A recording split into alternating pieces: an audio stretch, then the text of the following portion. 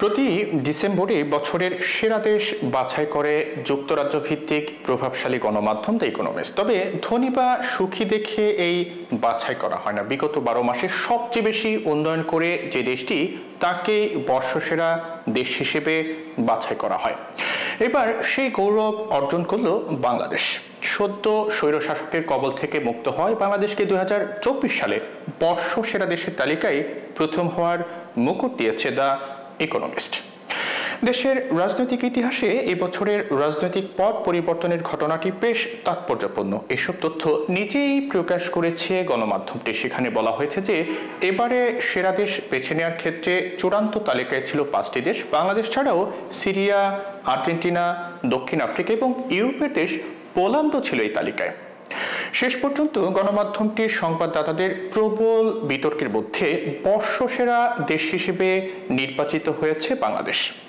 এর আগে 2023 সালে এই তালিকার শীর্ষে ছিল গ্রিস। দীর্ঘ আর্থিক সংকট কাটিয়ে উঠে পুনরায় সরকার নির্বাচনের জন্য গত বছর বর্ষসেরার মর্যাদা পেয়েছিল গ্রিস। আর এই বছর সাবেক প্রধানমন্ত্রী শেখ হাসিনাকে ক্ষমতাচ্যুত করে দেশে গণতান্ত্রিক পরিবেশের পথ উন্মোচনের জন্য বর্ষসেরা হলো বাংলাদেশ, আর রানার আপ হয়েছে সিরিয়া। প্রতিবেদনে বলা হয়েছে যে তালিকায় থাকা 5টি দেশের মধ্যে 2টি দেশ স্বৈরশাসক হটিয়ে তালিকায় জায়গা করে নিয়েছে। এর মধ্যে পোল্যান্ডে ডোনাল্ড টাস্কের নতুন প্রশাসন, যারা 2023 সালে সংসদীয় নির্বাচনের পরে গঠিত হয়, তারা দেশকে পূর্বসূরীদের ফেলে যাওয়া অবস্থা থেকে টেনে তোলার চেষ্টা করছে। অন্যদিকে বাংলাদেশ প্রসঙ্গে দ্য ইকোনমিস্ট বলছে যে আমাদের বিজয়ী বাংলাদেশও একজন স্বৈরশাসককে উৎখাত করেছে। অগাস্টে ছাত্রদের নেতৃত্বে শেখ হাসিনার বিরুদ্ধে ঐক্যবদ্ধ হন সমাজের সব স্তরের মানুষ। 17.5 কোটি মানুষের ভূখণ্ডটিকে প্রায় 15 বছর শাসন করেছেন শেখ হাসিনা, যিনি বাংলাদেশের স্বাধীনতার নায়কের একজন কন্যা।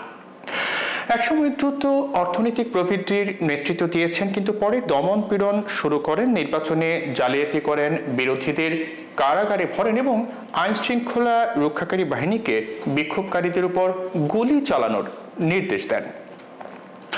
দ্য ইকোনমিস্ট বলছে শেখ হাসিনার আমলে বিরাট অঙ্কের অর্থ আত্মসাৎ করা হয়েছে।